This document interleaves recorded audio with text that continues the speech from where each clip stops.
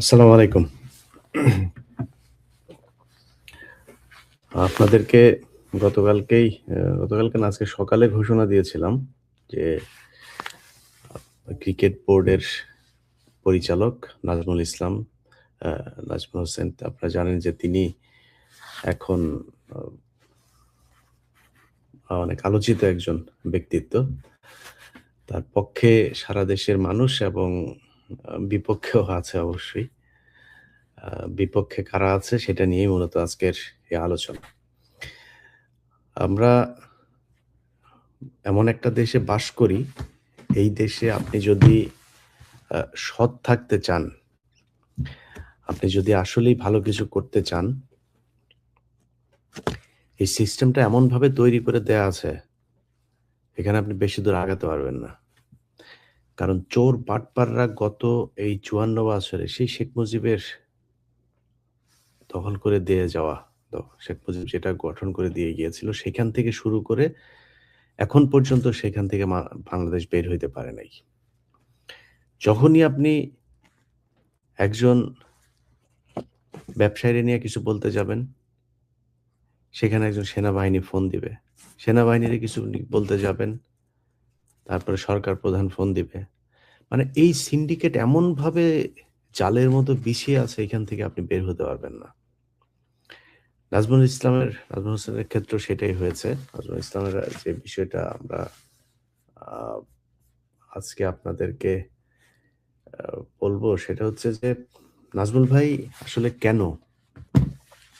মানে উনি কি খালি এই যে কথা বলেছেন যেগুলো, এটা নিয়েই উনার সমস্যা হচ্ছে নাকি উনার বিরুদ্ধে সমস্যা অনেক আগে থেকেই চলছিল? এই বিষয়টা আপনাদেরকে একটু জানা দরকার। কেন উনার বিরুদ্ধে এত বিভিন্ন মিডিয়াগুলো দেখবেন, বিশেষ করে ৭১ টিভি গত কয়দিন ধরে ব্যাপক তোলপাড়। কারণ উনারে সরাইতে হবে। উনি যে কথা বলেছেন এইটারে নিয়ে উনাকে যেইভাবে হোক, যেহেতু একটা সুযোগ পাওয়া গিয়েছে, উনার সরাইতে হবে। কেন সরাইতে হবে?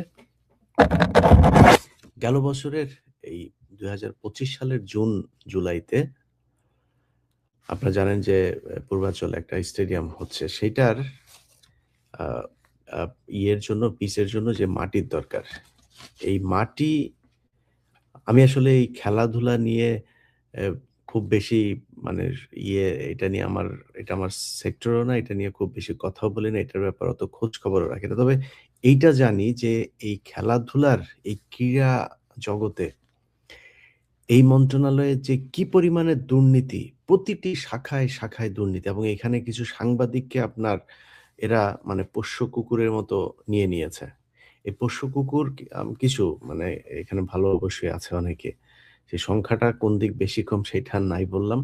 কিন্তু এই পোষ্য কুকুরদেরকে নিয়ে এরা এমনভাবে একটা সিন্ডিকেট তৈরি করেছে, এটার খবরও আপনি বাইরে থেকে জানবেন না। আমার অনেকবার অনেক দিক থেকে বলা হয়েছে যে, "ভাই এটা নিয়ে একটু কাজ করেন, এটা নিয়ে কাজ।" ভাই মানে দেশের ভেতরে রাজনৈতিক এই বিভিন্ন সমস্যাই এত বেশি, এখানে আবার ফের এগুলি নিয়ে কাজ করব সেই সুযোগ পাইনি। তো এইবারের পরিস্থিতিতে মনে হইল যে না, এটাতে একটু নজর দেয়া দরকার। সেই কারণেই কিছু খোঁজখবর নিলাম।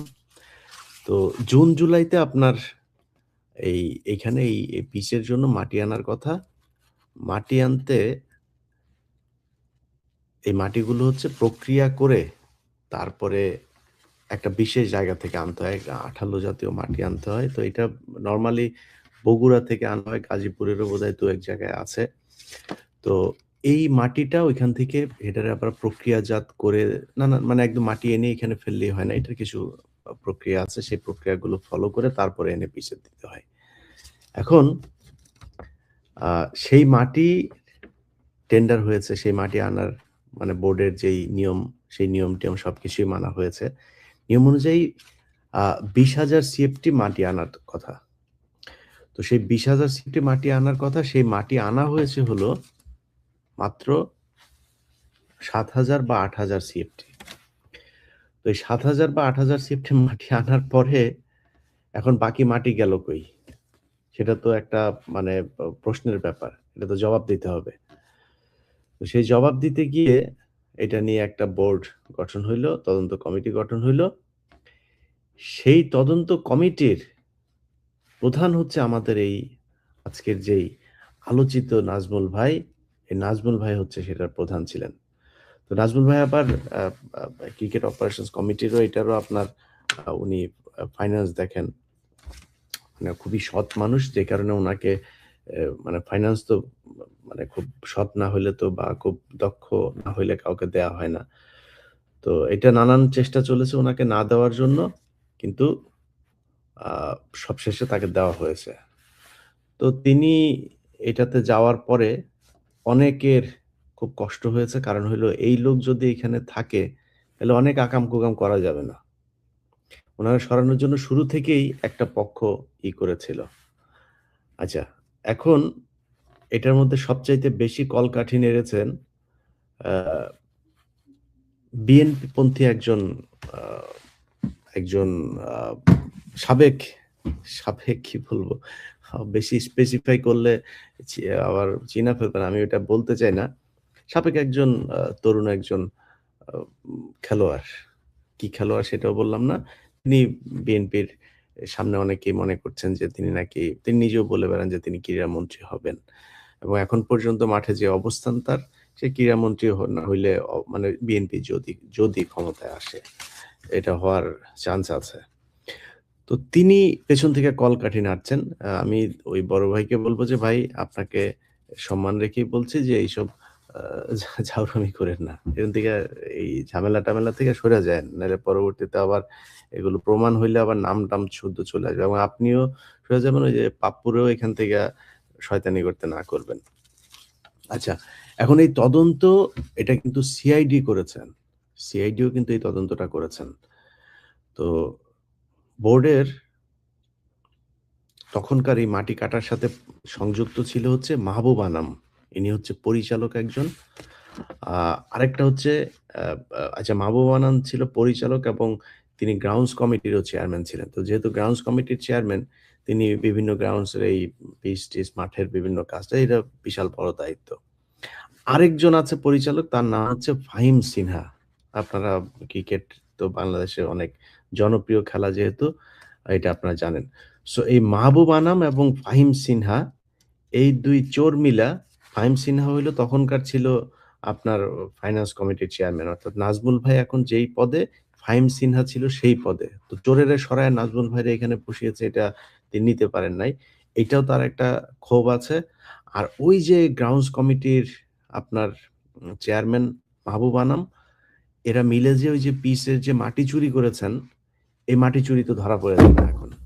যেই কারণে নাজমুলরা এখানে কোনোভাবে রাখলে এরপরে আরো অনেক কিছু আছে। আপনাদেরকে আমি গত লাইভে ছোট করে বলেছিলাম যেহেতু আমার কাছে এখন পর্যন্ত এই ডাটাগুলো সব আসে নাই তবে চলে আসবে। আ তারা ডাব খেয়েছে, একেক ডাবের দাম ধরেছে ৳১৮,০০০ আগের যারা এই বোর্ডে ছিল। তারপরে ৳৪,০০০ র মাইক্রোবাসের ভাড়া দিয়ে ধরেছে ৳১৬,০০০। এগুলি নাকি ছোটখাটো। আমার বলল যে, "ভাই এটা খুব ছোটখাটো। আরো বড় সে বালিশকান্ডের মতো ঘটনাও নাকি বিসিবিতে আছে যেগুলো এখানে এর আগে হয়েছে।" তো এই চুরিগুলো তারা করেছে এবং সেই চুরিগুলো নিয়ে একের পর এক নাজমুল ভাইকে যদি এখানে এই এইটার তদন্তের দায়িত্ব দেয়া হয়, এখান থেকে বের হবে না। আচ্ছা এখন এই যে আপনার করা হইলো আ সিআইডিতে যেটা তদন্ত করা হইলো, এই তদন্ত রিপোর্ট কিন্তু বের হয়ে গিয়েছে। আরো মানে কমপ্লিট হয়ে গিয়েছে আরো ১০ দিন আগে। সেই তদন্ত রিপোর্ট করেছেন সিআইডির একজন স্পেশাল এসপি আছেন, এডিশনাল এসপি। আ তো উনি আ উনার নাম হচ্ছে ডক্টর রুহুল আমিন। তো ডক্টর রুহুল আমিন উনার সম্পর্কে আমি যতটুকু জানি তিনি খুবই সৎ একটা মানুষ। খুবই মানে তিনার পুলিশ ডিপার্টমেন্টে তার আ প্রচন্ড সুনাম আছেন এবং এই যে সাস্টামো-টাস্টামো চুরি বাটপারি এগুলো তিনি আমি যতটুকু তার ব্যাপারে জেনেছি আমি একদম 100% বলতে পারব না। বাট আমার জানা মতে তিনি খুব ভালো মানুষ। এই ডক্টর রুহুল আমিন ভাই আপনার উনি এই তদন্তটা করেছেন। উনি কিন্তু এই তদন্ত রিপোর্ট জমা দিয়ে দিয়েছেন। কিন্তু সেই তদন্ত রিপোর্ট বের হচ্ছে না। এটা নিয়ে অ্যাকশনে যাওয়ার কথা। কিন্তু সেই রিপোর্ট বের হচ্ছে না। অর্থাৎ হইতে পারে সিআইডির উপর লেভেল অথবা সরকারের উপর লেভেল। আবার ওই যে একটু আগে বললাম না যে বিএনপির একজন ক্রীড়ামন্ত্রী হবেন। তিনি নাকি ব্যাপক থ্রেট করছেন যে তোদের দেখে নেব এই করলে কি বলে ওই যে এ নির্বাচন হইলেই নাকি সে সবকটারে পিছনে নাকি দিয়ে তারপরে বার করে দিবে। এরকম কথাবার্তাও প্রকাশ্যেই তারা বলে বেড়াচ্ছেন। তো নাজমুল হোসেন ভাই অ্যা এখন ওই কমিটিটার যেহেতু তিনি কনভেনর ছিলেন, তিনি এটার মূল উনাদের দৃষ্টিতে আরকি ইনার মূল আ হোতা হচ্ছেন কি নাজমুল হোসেন ভাই। আর সিআইডির ডক্টর রুহুল আমিন ভাই উনিও এটার করে দিয়েছেন। তো উনিও হয়তো একটা বিরাগ ভাজন হইতে পারে ভবিষ্যতে। এখন প্রশ্ন হইল যে বোর্ডের এই মুহূর্তে যিনি প্রেসিডেন্ট আছেন আমিনুল ইসলাম বুলবুল ভাই। বোর্ডের ভাইস প্রেসিডেন্ট আছেন সাখাওয়াত ভাই। পরিচালক আছেন আসিফ ভাই সহ আরো যারা আছেন। ভাই আপনাদের একটু সাহস দেখাইতে হবে তো। আপনাদেরকে যদি নাকি মানে মিডিয়া আছে তো। আপনাদের নিজের একেকটা Facebook পেজ আছে। আপনারা সেখানে ঘোষণা দিয়ে বলে দেন যে কি হয়েছে। মানুষ জানুক অন্তত। না পদে মানে এইসব অন্যায়, অনিয়ম এগুলোকে ধরে রেখে পদে থাকার চাইতে আমি মনে করি বাংলাদেশের মানুষকে এটা জানানো উচিত যে বোর্ডে কি হচ্ছে, কার চাপে আপনারা কাজ করতে পারছেন না। মাটি চুরি হয়েছে। আরে ভাই সেখানে তারা বলেছে এই মাটি নাকি তারা ঠিকই এনেছে আপনার 20 CFT এনেছে তারা। কিন্তু এই মাটি নাকি রাতের বেলা চুরি করে নিয়ে গিয়েছেন। এখন ওইটা একটা মানে সিকিউরড এরিয়া। ওই সিকিউরড এরিয়াতে ২৪ ঘন্টা সিকিউরিটি থাকে। ওইখানে সিসি ক্যামেরার ফুটেজ আছে। তাদেরকে বলা হয়েছে যে, "সিসি ক্যামেরার ফুটেজ দেন আপনারা যদি চুরির প্রমাণ থাকে তাহলে দেন।" তারা সেই ক্যামেরা চেক করেছে। চেক করে সেখানে এই ধরনের কোনো চুরির ঘটনা দেখেন নাই। অর্থাৎ সে মাটিগুলো আনাই হয়েছে। আবার মাটিগুলো আমি কথা বলে আবার জানলাম। যে মাটিগুলো রাখা হয়েছে কিভাবে জানেন? মানে এই মাটিগুলো এক জায়গায় রাখার কথা। মাটি এইখানে একটু, ওইখানে একটু নানানভাবে ছড়িয়ে ছিটিয়ে এমনভাবে রাখা হয়েছে যাতে এটা ঠিকমতো কাউন্টও করতে না পারে। তো তারা তো সেটা করেছে। সবশেষে দেখেছে যে এখানে চুরি হয়েছে।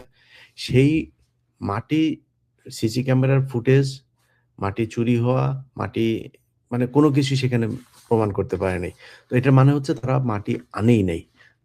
বোর্ডের যে তদন্ত, সিআইডির যে তদন্ত, সেই তদন্ত অনুযায়ী এখানে সর্বোচ্চ ৭ থেকে ৮ সিএফটি মাটি আনা হয়েছে।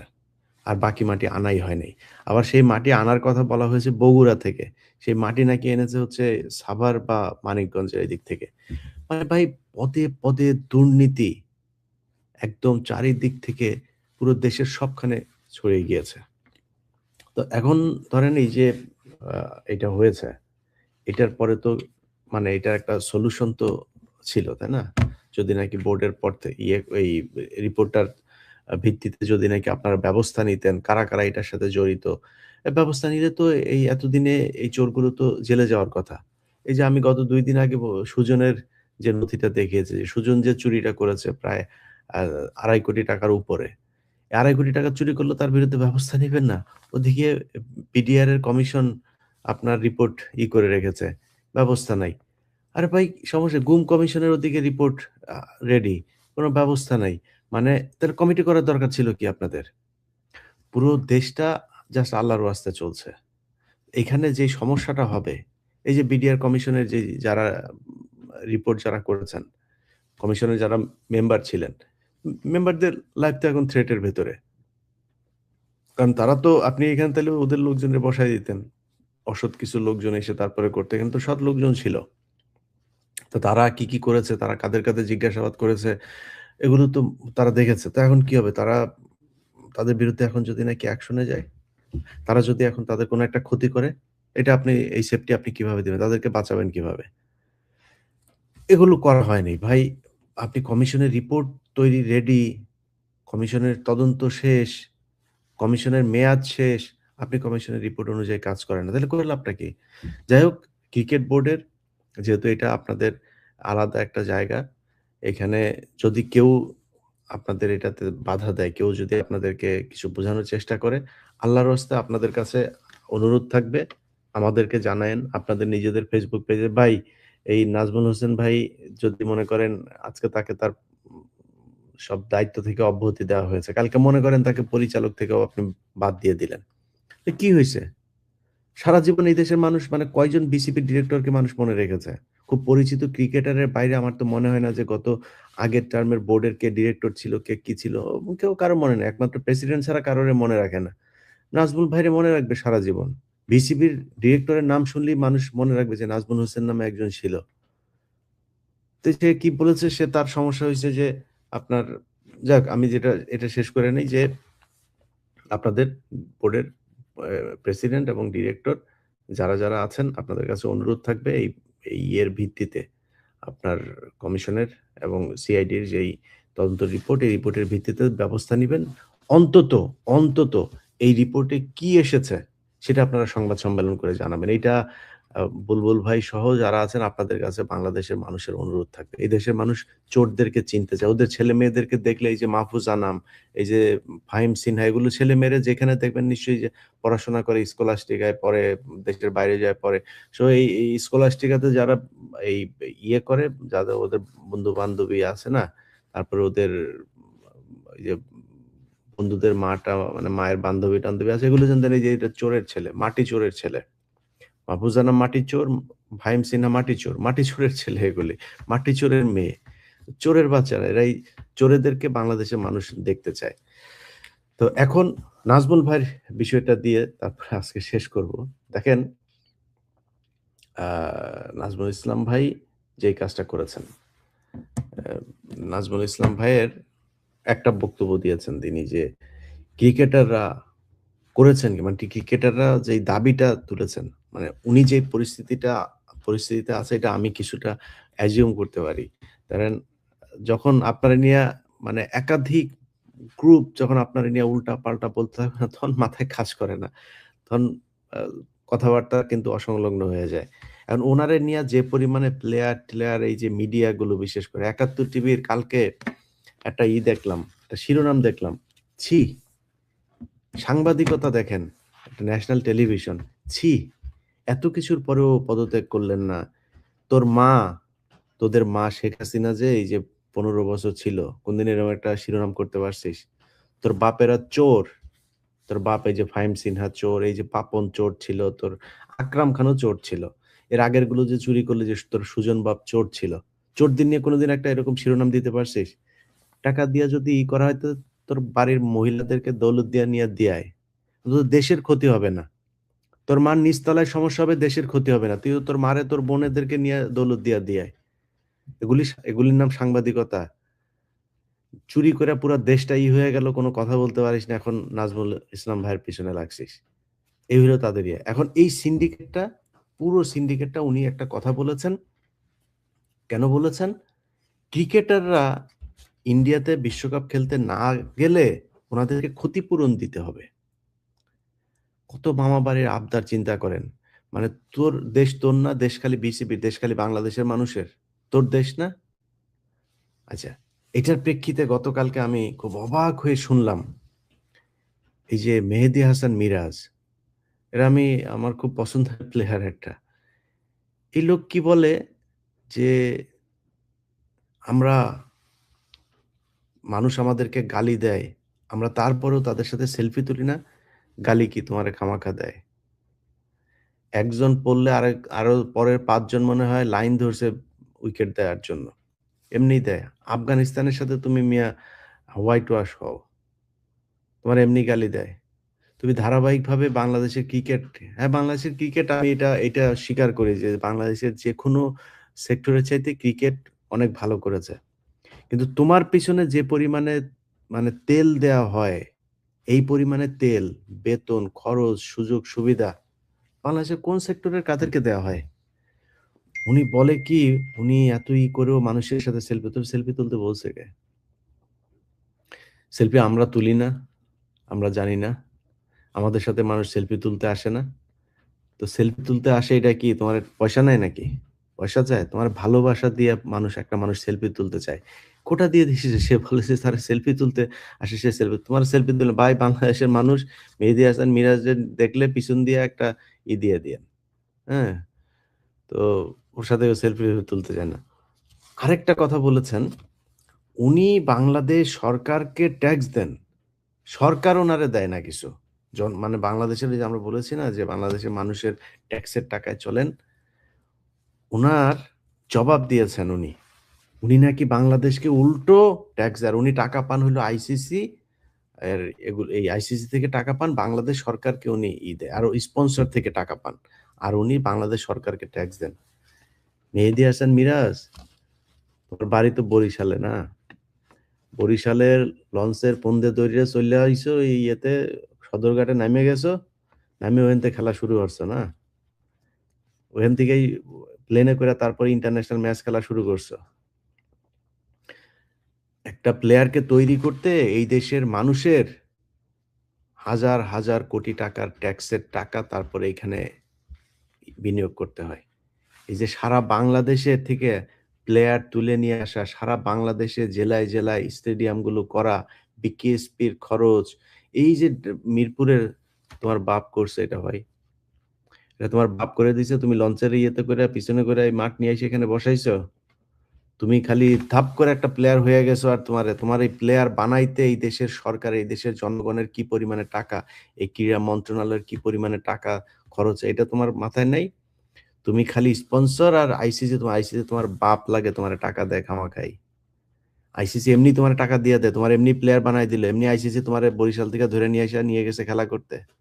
তোমার এই প্লেয়ার বানানোর জন্য এই দেশের সরকারের, এই দেশের মানুষের টাকা পয়সার এই যে এই আহ, সরকারের বিশাল একটা ইনফ্রাস্ট্রাকচার যে এখানে দাঁড় করানো হয়েছে কয়েক যুগ ধরে, গায়ে লাগে না এটা? তুমি হুট করে এসে হয়ে গেলা তুমি মিরাজ হোসেন আর তোমার প্লেয়ার হয়ে গেলা, যা স্পন্সরদের কাছ থেকে টাকা নিয়ে আসলা। এত সোজা? নির্লজ্জের মতো সে কালকে এই কথাগুলি বলল। আমি অবাক হয়ে আছি যে এই ছেলে বলে কি? তার সাথে সেলফি তুলে সে সেলফি তুলে বিশাল বাংলাদেশের মানুষকে উদ্ধার করে দিয়েছে। আর বেটা সেলফি একটা মানুষের সাথে যার সাথে তুলতে আসে, এটা এটা আমার ভাগ্য, এটা আমার কপাল। আমার কাছে মানুষ আসে সেলফি তুলতে। আল্লাহর কাছে শুকরিয়া কর বেটা। তোরে মানুষ সম্মান করে। এটা এটা পৃথিবী দিয়ে এটা কিনা পাওয়া যায় না। তার কাছে করতে আসে মানে বিশাল আকারে উদ্ধার করে ফেলছে এই দেশের মানুষরে। আমার সাথে সেলফি, আমরা তো সেলফি তুলি তাদের সাথে। ওরে দেখলে এরপর থেকে আপনার জুতাটা খুইলা জুতা দিয়ে সেলফি তোলাবেন ওর সাথে। ওই জুতা নিয়ে ধরবেন ওর গালের মধ্যে, এরপরে সেলফি তুলবেন। নিয়ে তো আমার জুতার সাথে সেলফি তোল। সেলফি তুলতে আসে তাই এর সমস্যা। মাঠে এরপরে ওরা খেলতে যাবে। পারফরম্যান্স খারাপ করলে ওই স্টেডিয়ামের আপনার যখন ওই যে ইয়ের ভিতরে ঢুকে না, ওদের ড্রেসিং রুমে যখন ঢুকতে যায় ব্যাট-ট্যাট নিয়া, সবাই সালাম দিবেন এগুলিরে। সবাই মিলে সালাম দিবেন। পারো না ছিটতে খেলার সময় এসে এখানে এসে বড়, বড় এই যে মিঠুন নামে এক ছেলে, সে সংবাদ সম্মেলন করলো। এরে আমি গত ২ দিনে টেলিভিশনে যতবার দেখেছি, তত ততক্ষণ আমি তারে কোনোদিন বাংলাদেশের কোনো খেলার ক্রিকেট ম্যাচের মধ্যে তারে আমি দেখি নাই। মানে এই এত লম্বা সময় সে কোনদিন ব্যাট করেছে কিনা এটা সন্দেহ আছে আন্তর্জাতিক কোনো ম্যাচে। হে বিশাল বড় মাস্তান। যারা খেলা করে কই তৌহিদ হৃদয় কই, ওই তাসকিন কই, মুস্তাফিজের নিয়ে সমস্যা। মুস্তাফিজ নাই। এরা আসছে এখানে সংবাদ সম্মেলনে, এরা বিশাল আকারে কোয়াব নেতা আসছে। কোয়াব নেতা সাইজা এরা এই বাংলাদেশের ক্রিকেটের মারার জন্য ধান্দায় আছে। যাই হোক ভাই, নাজমুল ইসলাম ভাই, আশা করি আপনাকে আপনার দায়িত্ব আবার আ নেক্সট যে বোর্ড মিটিং আছে, আ সম্ভবত ২২ তারিখে বা ২৪ তারিখে, সেখানে আপনাকে আবার সবকিছু বুঝিয়ে দেওয়া হবে এবং বোর্ডের কাছেও আমাদের অনুরোধ থাকবে যেন তার সব দায়িত্ব যেন বুঝিয়ে দেওয়া হয়।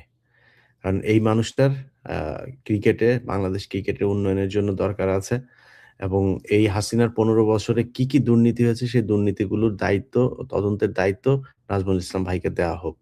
তিনি যদি দায়িত্বগুলো পান, তাহলে আমার মনে হয় তিনি একাই না এবং বোর্ডের যারা আছেন আপনারা ভাই, এই যে আমিনুল ইসলাম বুলবুল ভাই, সাখাওয়াত ভাই, আসিফ ভাই, আপনারা যারা আছেন ভাই, আপনাদের সবাই মানে নিজের গা বাঁচায় চললে হবে না। ভাই আপনাদেরকেও উনার পাশে থাকতে হবে। আপনাদেরকেও এই দায়িত্ব নিতে হবে।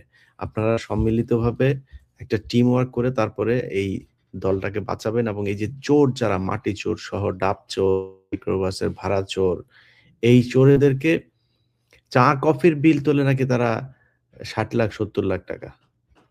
ভয়ংকর ব্যাপার। এগুলো বাংলাদেশের মানুষ জানতে চায়। এগুলো আমাদের টাকা। এই হিসাব জানার অধিকার বাংলাদেশের মানুষের আছে। অতএব আপনারা আশা করি জানায় দিবেন। না জানায় দিলেও আমাদের কাছে চলে আসবে এমনে সেমনে। সো আমরা বাংলাদেশের মানুষকে এটার ব্যাপারে জানাবো। নাজমুল ভাই, আপনি আপনার সাথে বাংলাদেশের মানুষ আছে। কষ্ট পাওয়ার কিছু নাই ভাই। আপনি চুরি করেন নাই। সততার সাথে কাজ করেছেন। আপনার কথায় ভুল থাকতে পারে। একটা কথা কিভাবে কোন সময় বলা উচিত ছিল সেটা ভুল হইতে পারে। কিন্তু কথা যেটা বলেছেন সেটা সঠিক বলেছেন।